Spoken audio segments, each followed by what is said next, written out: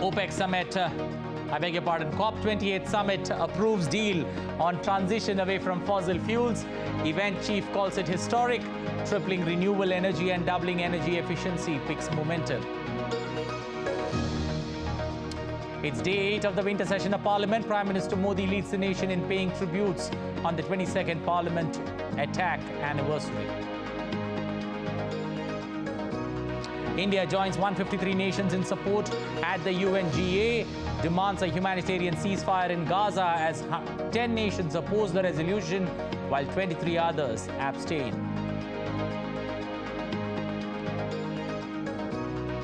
US President Joe Biden says Putin is banking on the US failing to deliver for Ukraine as he meets his Ukrainian counterpart in Washington. Zelensky says it would be insane for Ukraine to be willing to give up occupied territory. And Manchester United bows out of the UEFA Champions League after finishing at the bottom in their group as Kingsley Coman's goal helps Bayern Munich with a 1-0 win and top of the group.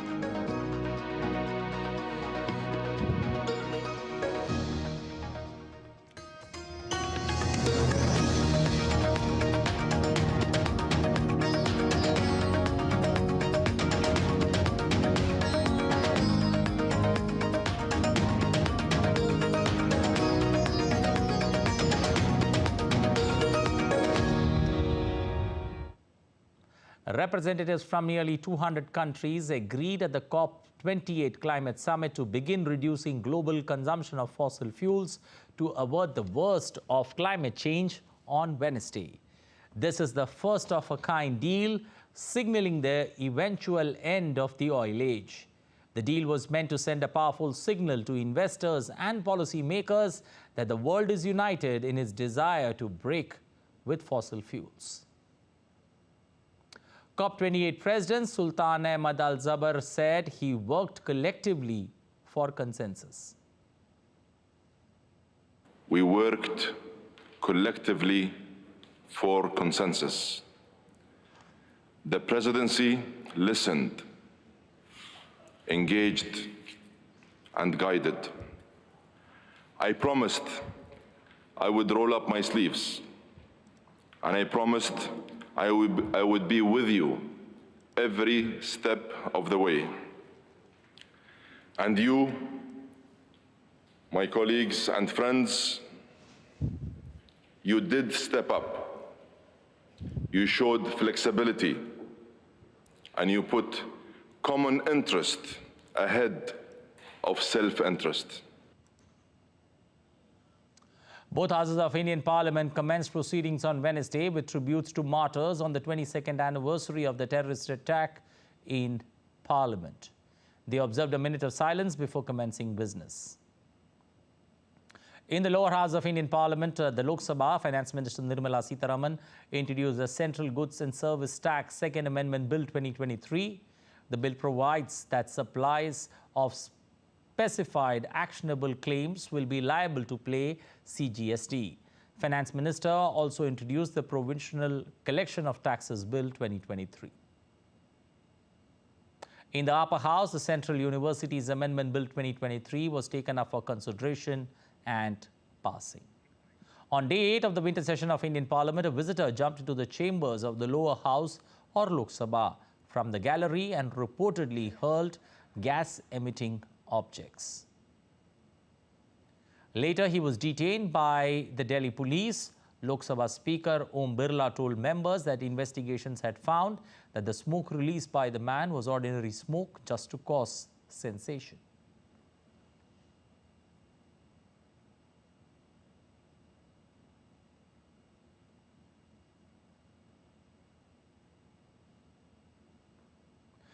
India's Vice President Jagdeep Dhankar, Prime Minister and Lok Sabha Speaker on Wednesday led the nation in paying tributes to those who laid down their lives in the 2001 terror attack on Parliament.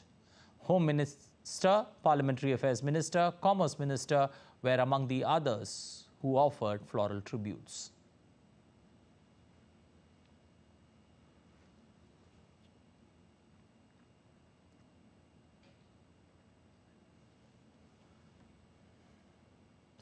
Well, now let's revisit what transpired on the 13th of December 2001 when an unprecedented terrorist attack on India's parliament in New Delhi escalated geopolitical tensions with Pakistan. 13th of December 2001, the day that shook Indian democracy. At around 11:40 a.m. that day, 5 terrorists entered the old Parliament House complex in an ambassador car wielding a red light and carrying a Home Ministry sticker, later found to be fake, on the windshield. As the car moved towards building's gate number 12, one of the members of the Parliament House Watch and ward staff became suspicious and forced the vehicle back. As it turned back, it then hit Vice President Krishan Kant's vehicle, after which the terrorists got down and opened fire. By this time, an alarm was raised and all the 5 building gates were closed. In the ensuing firing that lasted for over 30 minutes, all 5 terrorists were killed, 8 security personnel and a gardener were martyred. At least 15 people were injured. 100 MPs who were present in the parliament all escaped unhurt. Within days of the incident, the special cell of the Delhi police announced the arrest of 4 individuals, saying that they were tracked down with the help of leads relating to the car used and cell phone records. They were Mohammad Afzal Guru, a former JKLF terrorist, his cousin Shaukat Hussain Guru, Shaukat Hussein's wife Afzan Guru, and S.A.R. Gilani, a lecturer of Arabic at Delhi University. The incident led to increased tensions between India and Pakistan. It subsequently led to Operation Parakram, an 11-month-long border standoff between India and Pakistan with heightened troop deployment. Well, India voted in favor of a draft resolution in the United Nations General Assembly that demanded an immediate humanitarian ceasefire in the Israel-Hamas conflict, as well as the unconditional release of all hostages. The 193-member UNGA adopted the draft resolution introduced by Egypt at an emergency special session on Tuesday. The resolution was adopted with 153 votes in favor, while 23 nations abstained and 10 voted against the text. The US, which voted against the resolution, said that any ceasefire right now would be temporary at the best and dangerous at worst. Civilians must be protected, consistent with international humanitarian law. In addition, we support the release of all hostages immediately and unconditionally. India, which voted in favor of the resolution, said that international humanitarian law must be observed in all circumstances. Our challenge in this extraordinarily difficult time is to strike the right balance. The gravity and complexity of what the international community faces is underlined by the Secretary-General invoking Article 99 of the Charter of the United Nations. We therefore welcome the fact that the international community has been able to find a common ground to address the multiple challenges facing the region right now. Israel has said that 10 of its soldiers were killed while fighting in Gaza on Wednesday. The casualties include a colonel who led a regiment. Over 114 Israeli soldiers have been killed since Gaza's ground operations began on the 20th of October. Meanwhile, 4 new warships sailed for the first time to the Red Sea, joining the Israelis' Navy operational activities. The Israeli Defense Forces said that the warships will boost its efforts to neutralize Hamas' naval capabilities. Updates on Russia-Ukraine armed conflict now. US President Joe Biden has urged Congress to approve billions of dollars for Ukraine, warning that not to do so would be a Christmas gift for the Russian leader, Vladimir Putin. Biden met with Ukrainian President Volodymyr Zelensky at the White House on Tuesday amid a funding fight which has seen Republicans refuse to support extra assistance for Kyiv. Nick Harper has more from Washington. US President Joe Biden used his remarks in the Oval Office and in the subsequent press conference to attack Republicans who are blocking new aid to Ukraine. He argued that Russia would be emboldened by the deadlock on Capitol Hill, adding history will judge harshly those who turn their back on freedom's cause. At issue, conservative Republican lawmakers demand to allocate significant funding to strengthen security at the US-Mexico border, Without that, they say they're unwilling to support new funding for Ukraine. Biden noted that Russian TV had celebrated the Senate's failure last week to pass a bill, the television host pointing out it was good for Russia.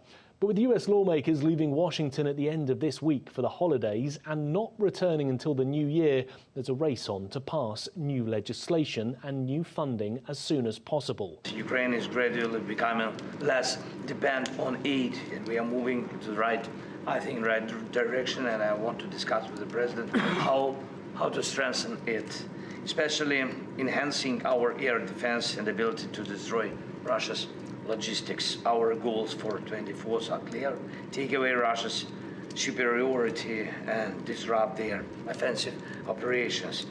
Biden urged Congress to approve the money this week, saying if they didn't, they'd be giving Putin the greatest Christmas gift they could possibly give him. Meanwhile, the US Treasury announced new sanctions on more than 150 individuals and entities that the US says is allegedly helping Russia's military. The US says that those who've been blacklisted have supplied technology, tools and equipment to help Moscow in its fight against Kiev. One small win, Zelensky leaves Washington with an additional $200 million, money Congress has already approved and that Biden is now releasing to Kiev. But it's nowhere near the more than $60 billion that Biden had asked Congress to approve. Nick Harper in Washington, reporting for DD India. Meanwhile, in its yet another attack on Ukraine, Russia has fired a barrage of 10 ballistic missiles at targets in Kyiv during the early hours of Wednesday. It's a second missile launch on Kyiv this week, injuring 53 people and damaging homes and a hospital. Kyiv Mayor Klitschko assured that the emergency services were on the way to the damaged residential buildings. Falling debris caused injuries and destruction in 3 of Kyiv's districts on the eastern side of the Dnipro River that cuts through the capital. Moreover, the water supply was also damaged. Well, let's now take a look at what else is making news around the world. Japanese Prime Minister Fumio Kishida on Wednesday announced that he had planned to make changes to his cabinet as he seeks to stem the fallout from a fundraising scandal that has further dented public support for his administration. Visitors of Chicago's Museum of Science and Industry were exploring rich holiday traditions from around the globe with Christmas Around the World exhibit. The museum's annual celebration features a 4-storied 50-foot-tall grand tree to represent holiday traditions from cultures around the globe. A large number of migrants are waited to be processed and transported to temporary processing centers after crossing the Arizona border wall into the U.S. from Mexico. Migrants from different countries in Africa and Latin America were seen near the border town of Lukeville, walking towards the centers. Thousands of devotees gathered at a basilica in Mexico City to commemorate the annual Virgin of Guadalupe festival feast day.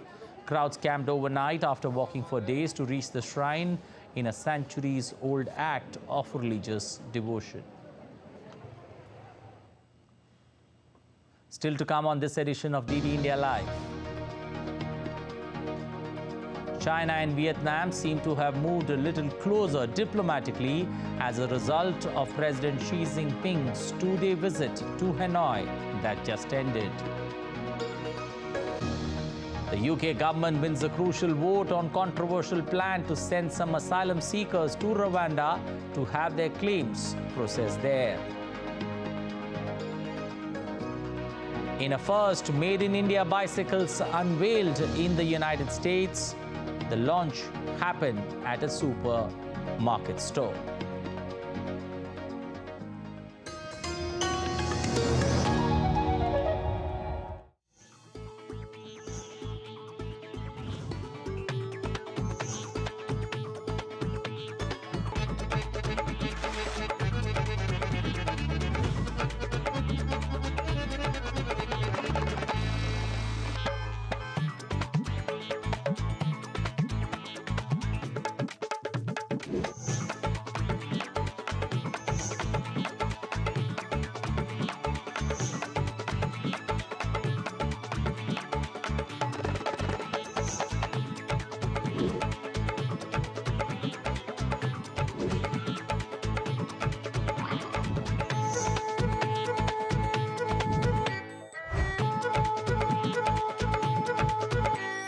Welcome to Jaipur.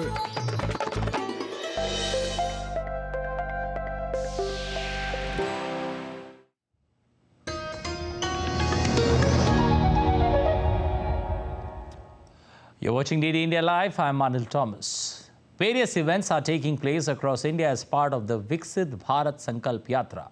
This initiative seeks to appraise citizens of government's initiatives, the country's progress seen since India's Prime Minister Narendra Modi took office. We take you to the northern India's Union Territory of Jammu and Kashmir, where the Viksit Bharat Sankalp Yatra has reached Doda district. The Information, Education and Communication Van, or IEC van, was welcomed by a large number of villagers, local body members and government officials.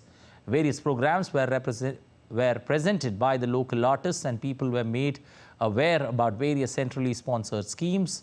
Later, local people watched a video message of India's Prime Minister. Viksit Bharat Sankalp Yatra also reached far-flung areas of Rajouri district with an IEC van. A large number of villages were appraised with Indian government schemes. Under Meri Kahani Meri Zubani, a large number of people participated and shared their stories. Viksit Bharat Sankalp Yatra on Wednesday also traversed across different areas of the Poonch district, a strategically located area close to the line of control. As the IEC van traveled through various areas, it facilitated different interactions between the government and the beneficiaries by sharing personal stories and experiences by the locals.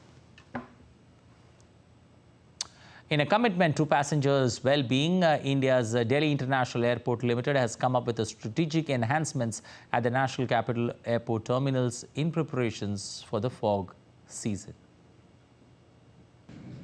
The fog season presents unique challenges for the airports, but DIAL is fully prepared to ensure a safe and comfortable travel experience of our passengers. We have invested in technology, infrastructure, and staff training to minimize disruptions and provide real-time information to passengers. Our focus remains on enhancing passenger experience and ensuring the highest standards of safety and security during this period. The UK's economy shrank unexpectedly in October as households and businesses came under growing pressure amid the cost of living crisis, raising the chances of a recession. According to official data, UK's GDP fell by 0.3% from September. It was the first time since July the GDP shrunk on a month-by-month basis. The pound sterling also emerged as the worst performing major currency against the US dollar on Wednesday. Poland's president on Wednesday swore in Donald Tusk as the country's new prime minister, marking the end of right-wing populist rule. Tusk, who already served as premier in the past, has set a pro-European Union vision for Poland and pledged strong support for Ukraine. He is also expected to travel to Brussels on Thursday to participate in the bloc summit with fellow European Union members.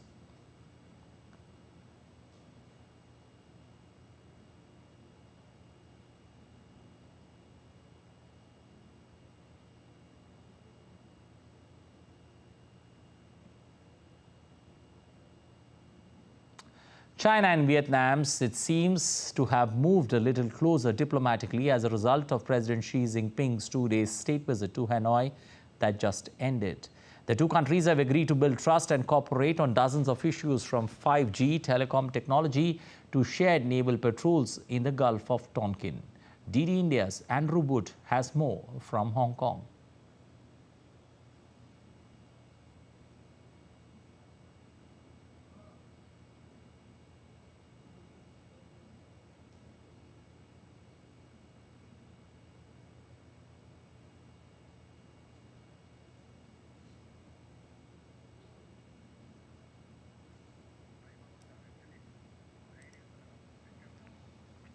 The UK government has won a crucial vote on a controversial plan to send some asylum seekers to Rwanda to have their claims processed there.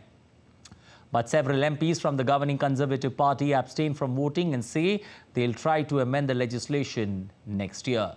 DD India's Ollie Barrett has more from London. This is just the first stage, really, of this legislation going through Parliament in the UK. And so while this can be seen in some ways as a victory for Rishi Sunak, there are certainly potential problems further down the line still to come. A series of his own Conservative MPs abstained in this vote, saying that they hope that the government will toughen this legislation further down the parliamentary process. But on the left and in the moderate centre wing of the Conservative Party, quite a lot of Conservative MPs are saying, well, if this legislation is toughened any further, then we won't be able to support it anymore. So the Prime Minister still has a huge battle on his hands, seeing this legislation finally passed when it gets back to Parliament early next year. He insists that it's a policy that can work, it's legislation that is nearly watertight, and that therefore planes can get up and running in the new year to Rwanda with asylum seekers on board, and that this scheme therefore can begin to work as a deterrent against illegal migration. Critics of the policy say it simply won't work. The opposition Labour Party calls it a gimmick. Labour are also saying that they believe that the events of the last 24 hours or so in the House of Commons and the discussion among Conservative MPs shows that the Conservative Party is in chaos.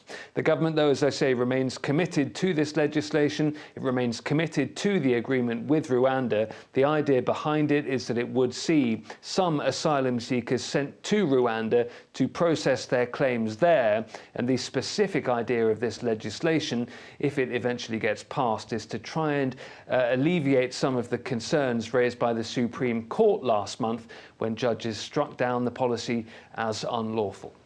Ollie Barrett in London, reporting for DD India. Well, Invest India hosts the 27th World Association of Investment Promotion Agencies World Investment Conference in New Delhi, a global convergence on investments, trade and innovation. The Union Minister of Commerce and Industry, Piyush Goyal, at the conference called for investments in India's top offerings in services and technology. We have an ambitious roadmap until 2047, when we wish to see India as a developed nation, as a prosperous nation, with every child born in the country getting a good quality of life. In this journey, I would like to invite you, your members, your countries to participate and look upon the large business opportunity, the large investment opportunity that India provides. Well, the Supreme Court of India's verdict to uphold the government's decision to abrogate Article 370 made headlines in the international media, which includes the Wall Street Journal, Al Jazeera, CNN, Bloomberg, BBC and Deutsche Welle. The decision paves the way for early elections, state assembly polls, which are due to be held by September next year. In a first, Made in India bicycles were unveiled in the US. The launch happened at a supermarket store. Taking to social media site, India's ambassador to the US, Taranjit Singh Sandhu, who attended the event, shared the motto, "Make in India, make for the world."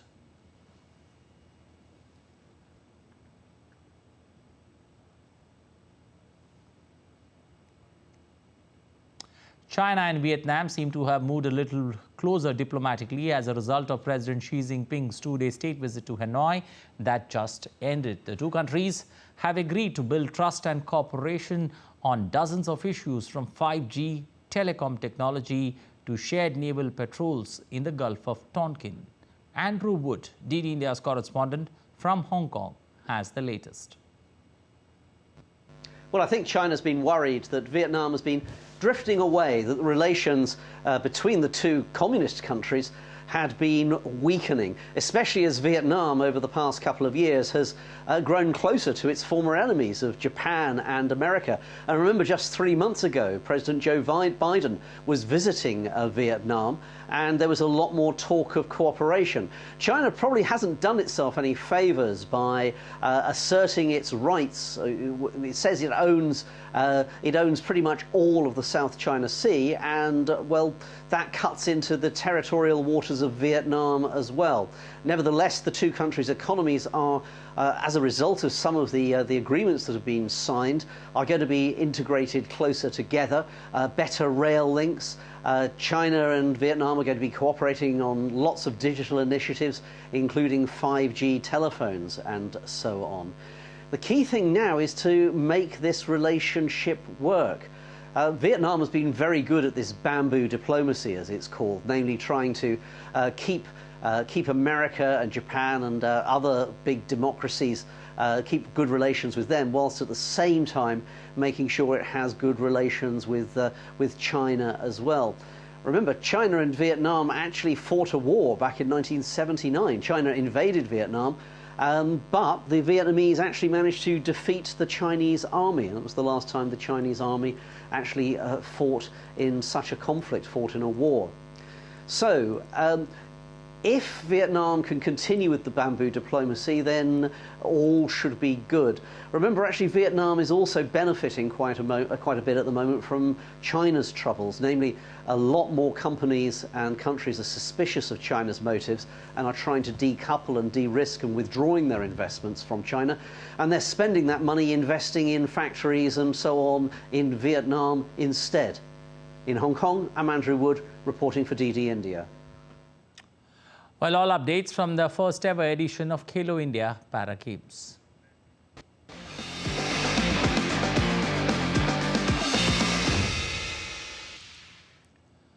On the sidelines of the events, Minister of State in the Ministry of Home Affairs as well as the Minister of Youth Affairs and Sports, Nishit Pramanik, spoke to DD India exclusively. Let's take a listen. MOS Youth Affairs and Sports, Mr. Nishit Pramanik is with us. Welcome, sir. Welcome to DD India. So it's day 4 of the Khelo India Para Games 2023, and it's already a huge success. क्या कहना चाहेंगे? देखिए, पहली बात तो माननीय प्रधानमंत्री जी को मैं बहुत बहुत धन्यवाद देना चाहूँगा, क्योंकि खेलो इंडिया का माध्यम से जो स्पोर्ट्स का चाहे वो इंफ्रास्ट्रक्चर हो, चाहे खेल क्षेत्र में खिलाड़ियों को एकदम जो है प्रांतिक क्षेत्र से ढूंढ के लाने का कार्य हो, ये माननीय प्रधानमंत्री जी का ये भावना, ये चिंतन के साथ ही संभव हो रहा है। 2014 से पहले जब खिलाड़ियों को प्लेटफॉर्म नहीं मिल रहा था और 2014 के बाद एक से बढ़कर एक जो है खिलाड़ियों के लिए चिंतन, चाहे वो टारगेट ओलंपिक पोडियम हो या फिर खेलो इंडिया हो या फिर फिट इंडिया का मुहिम हो, माननीय प्रधानमंत्री जी का ही ये जो है चिंतन का फल है। और इसलिए मैं माननीय प्रधानमंत्री जी को धन्यवाद देना चाहूँगा। उसके साथ साथ माननीय खेल मंत्री अनुराग जी को भी मैं बहुत बहुत धन्यवाद देना चाहूँगा। जिस निष्ठा के साथ उनका काम चल रहा है और जिस तरह से निरीक्षण करते हैं, मैं कहूँगा कि ऐसा खेल मंत्री बार-बार देश को चाहिए, ऐसा प्रधानमंत्री। Well, that's all in this edition of DD India Live, but let us know your thoughts on the news of the day. You can connect with us on Facebook, X, and also Instagram. We're going to be back with more news as it breaks here on DD India. I'm Anil Thomas from all of us here in Delhi. Thanks for watching DD India Live.